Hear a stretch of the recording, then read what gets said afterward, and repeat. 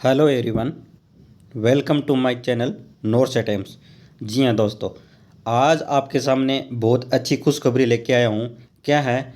जो एम्स दिल्ली की तरफ से हर बार एग्ज़ाम होता था, उस एग्ज़ाम का नाम है नॉरसेट। जी हाँ, उस एग्ज़ाम का क्या नाम है?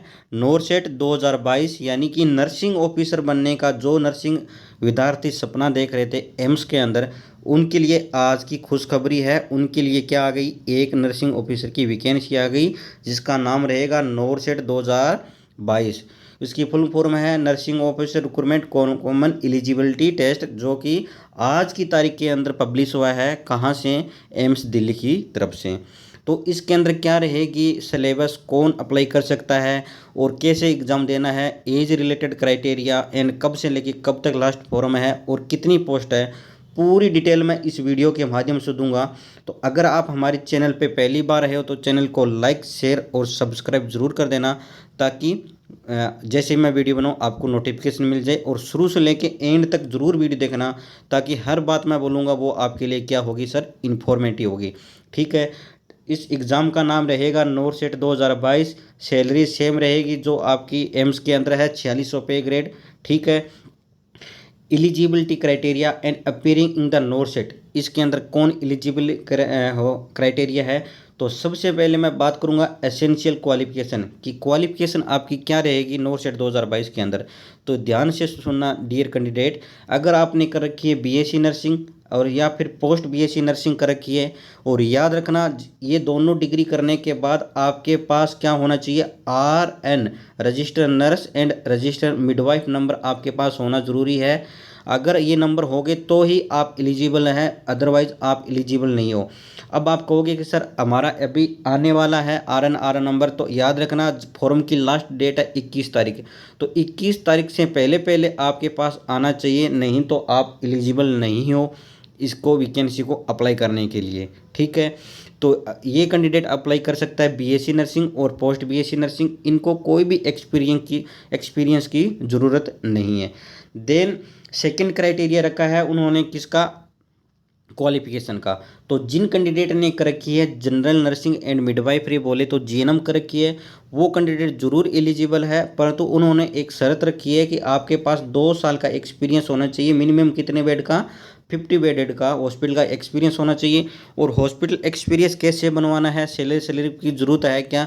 मैंने एक वीडियो पहले बना रखा है, वो वीडियो ज़रूर वॉच कीजिए मेरे चैनल पे जाके, नॉरसेट एम्स नाम से चैनल पे जाके वॉच कीजिए। इसके अंदर मैंने पूरी डिटेल दे रखी है। ठीक है। तो ये आपको 2 साल का क्या होना चाहिए सर?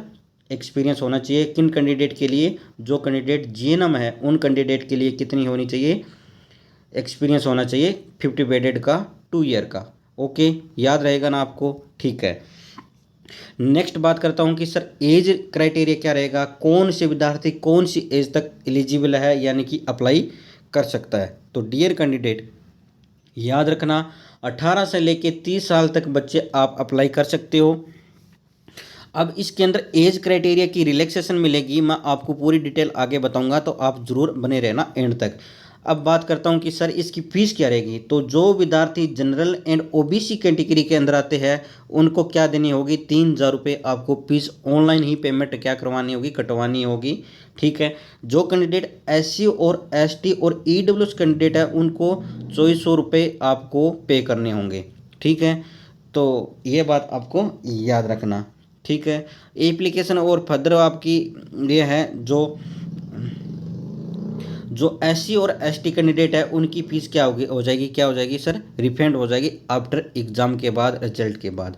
अब बात करता हूँ कि सब महत्वपूर्ण बात क्या रहेगी कि इसकी क्या रहेगी? एग्ज़ाम डेट क्या रहेगी? जी हाँ, नॉरसेट 2022 की एग्ज़ाम डेट क्या रहेगी? तो डियर कैंडिडेट नॉरसेट 2022 की उन्होंने टेनेटिव एग्ज़ाम डेट डाल दी है, जो कि 1 साल पहले से डाली हुई थी, वो ही रहेगी। क्या रहेगी? 11 सितंबर 2022। यानी कि आपके पास महज कितने दिन बचे हैं? पूरा पूरा 1 महीना बचा है। 1 महीने के अंदर आप इतनी मेहनत करो, इतनी मेहनत करो कि आप नॉर सेट के अंदर क्या हो जाओ सर, सिलेक्शन हो जाओ। ठीक है, तो आपको पढ़ना पड़ेगा, खूब अच्छी तरीके से रणनीति बनानी पड़ेगी, फिर जाके आपका नॉर सेट आराम से क्लियर हो जाएगा। तो तारीख जब भी आप पढ़ने बैठो तो हमेशा रिमेंबर करना, नॉर सेट 2022 की तारीख क्या रहेगी, 11 सितंबर 2022 दिन रहेगा संडे। ठीक है, तो ये बात आपको याद रखनी होगी। उसके बाद है जनरल कंडीशन की, आप कैसे कैसे अप्लाई कर सकते हो। तो जनरल कंडीशन के बारे में मैं बात करता हूँ कि आपको फॉर्म कैसे सबमिट करना है। तो आपको एम्स.org की साइट है, एम्स दिल्ली की, वहाँ पे जाके आपको ऑनलाइन फॉर्म क्या करने होंगे सर, अप्लाई करने होंगे। फॉर्म क्या रहेंगे, ऑनलाइन फॉर्म रहेंगे। साइट का नाम रहे ये रहा, AIIMS exam .in, sorry ORG नहीं है, एम्स एग्ज़ाम है। ठीक है, ये है एम्स की साइट।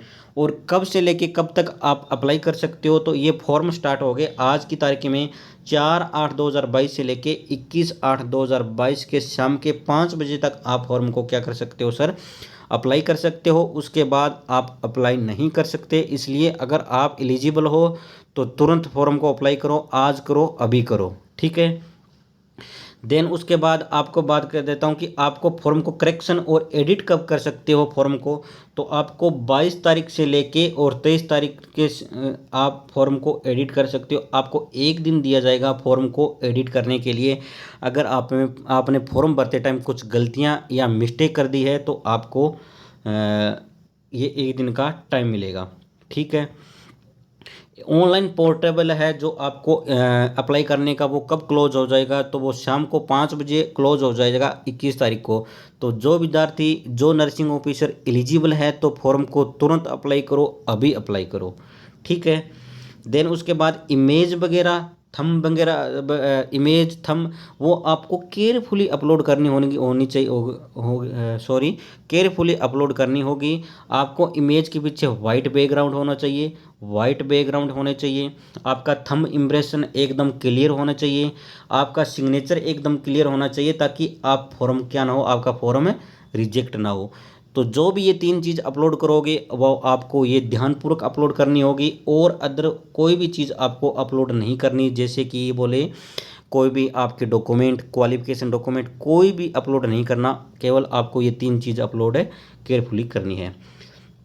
अब बात करता हूँ कि सर एज रिलैक्सेशन क्राइटेरिया क्या रहेगा। तो एज रिलैक्सेशन क्राइटेरिया आपको फॉर्म की लास्ट डेट तक आपकी एज रिलेटेड आपकी काउंट की जाएगी। जो 21 तारीख फॉर्म की लास्ट है उस तारीख तक आपकी काउंट की जाएगी, क्या सर, एज काउंट की जाएगी। ठीक है, जो कैंडिडेट जनरल कैटेगरी के अंदर आते हैं तो उनको एज 30 साल तक ही रहेगी।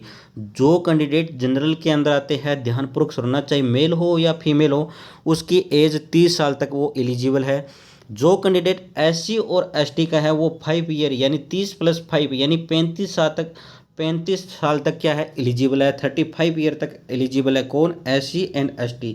जो कैंडिडेट OBC कैटेगरी के अंदर आते हैं वो 3 ईयर एज रिलैक्सेशन मिलेगा, यानी कि 30 + 3 यानी कि वो 33 ईयर तक क्या है, एलिजिबल है एज क्राइटेरिया के लिए OBC कैंडिडेट।